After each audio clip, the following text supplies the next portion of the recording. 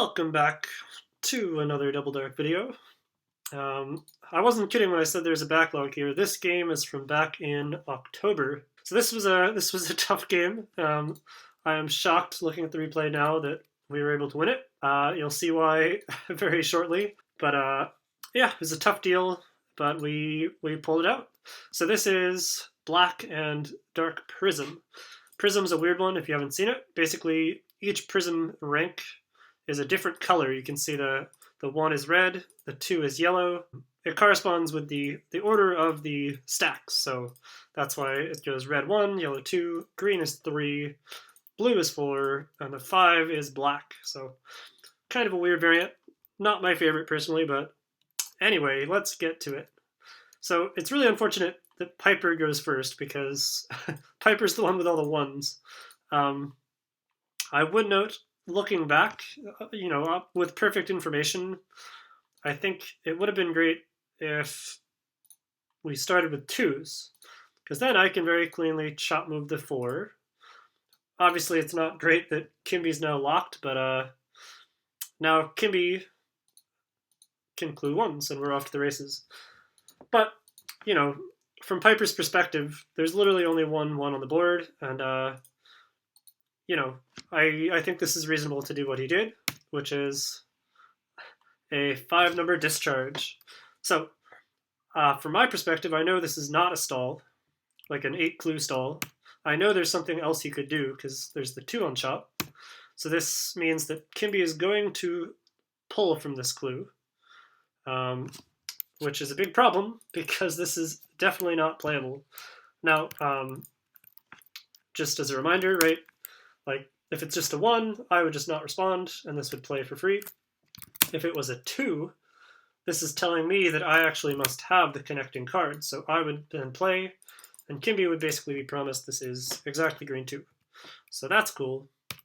But yeah, in this case, the 5 clue, I need to do something especially radical, and conventionally, at least back then, normally this is a discharge. Kimby marks this as, it's interesting, there is no trash, so technically it's some 3 or 4. But back then we would not chop move from that clue, which is sort of unfortunate, given the exact identity of it. So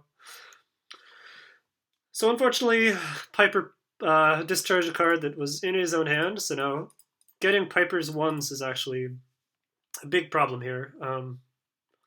Honestly, I feel like 1s might even be worth it here, because then at least we get a couple 1s, and maybe we can fix it, efficiently if he draws some other blue card. Who knows? But can't fault Kimby for giving the 1-for-1. But now we have a big problem here. In fact, Piper jumps ahead to save 2s, and it's interesting. Okay, so I do wonder if Kimby might be really shocked and really spooked by this clue, because conventionally, right, why not just have Piper play this and I can do this clue, right? Well, the only reason is that for some reason Piper thinks we're going to need extra help saving Kimmy's hand. So I, at this point, am kind of freaked out because this is really not going well. I can tell it doesn't seem like my hand is very, conducive to getting this played. So I decide that for us to win this game, maybe we should take drastic measures. And looking back, I do not recommend this strategy. I think this is a huge mistake. I do remember we had just been talking about it at the time of if this should be a valid strategy. So I wanted to test the waters and see. So sure enough, I do a skipped order chop move. So by not discarding the expected card, this is like basically like a hyper scream. Now, obviously, this is terrible because there's nothing stopping this card from just being a 5. No one would have saved it. So yeah, this is an atrocious clue or action. But hey, it's what I decided to do. Okay, so now Kimby is very certainly locked, and I think we're all sort of in desperation mode because honestly, this just sucks. And like, as soon as one player is locked, like, oof, you're gonna have to start doing presumably doing like one-for-ones, random stalls, fill-in clues.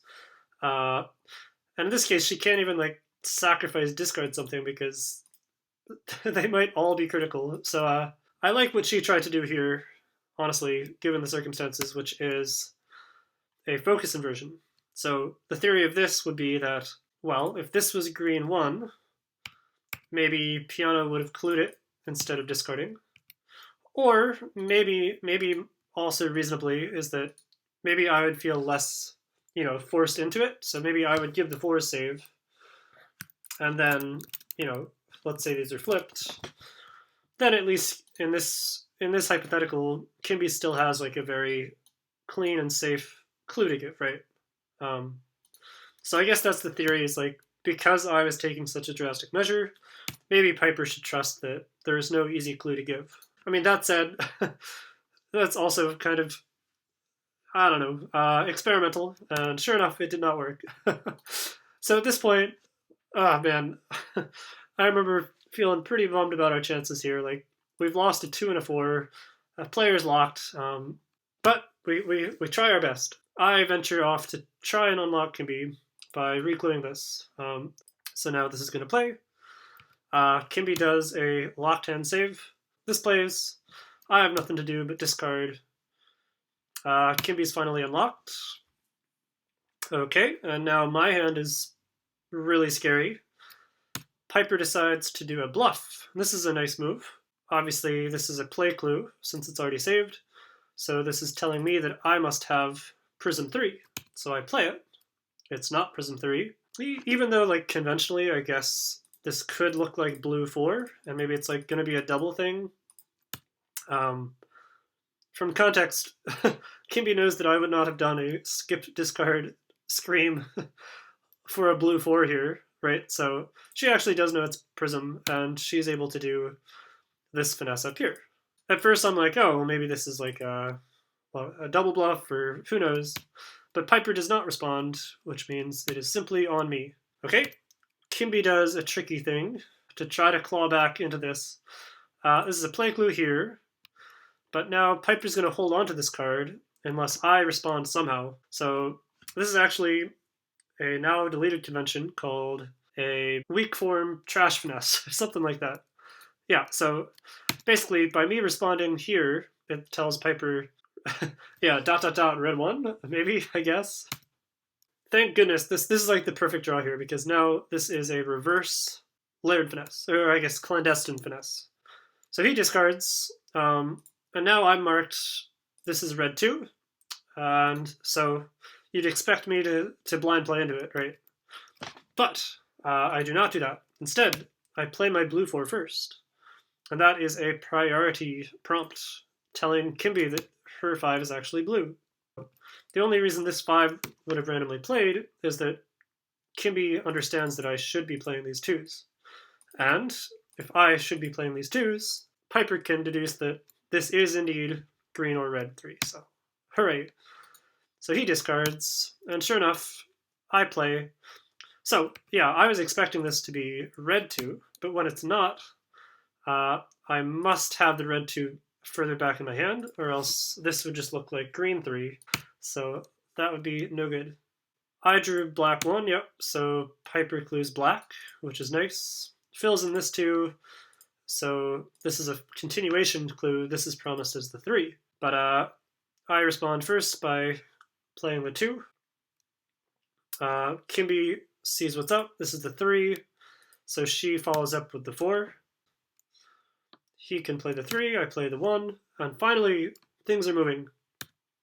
But things are moving, but we're already at pace 2, so we gotta start being very efficient still. So speaking of which, Piper does an unnecessary trash push, which if you've been watching this series, you probably are very familiar with this by now. So this prompts me to play and Kimby to play. Nice 2-for-1 there. And now we can finally pick up the 2. Okay, so crunch time here. We're at pace 2, clue 0, and what should Piper do? We can try to mess around with hypotheticals I guess, for a minute. Let's imagine he just plays this 4. Here's the problem with that. Now I'm at 0 clues. I do not know the identity of my 5s. It's funny, I do. You can see that from my perspective. Because I see Prism 5, I actually do know this is playable, but from Piper's perspective, which is the important perspective to take in this hypo, this could just be Prism 5, right? Which is to say, if he plays this, Piper has no reason to doubt that I'm just going to discard. And now look, oh my gosh, we're at pace 1. You'll notice Kimby also does not have a play. So, I mean, what are we supposed to do? Like, Kimby's best option might just be to clue 5. Let's say Piper discards.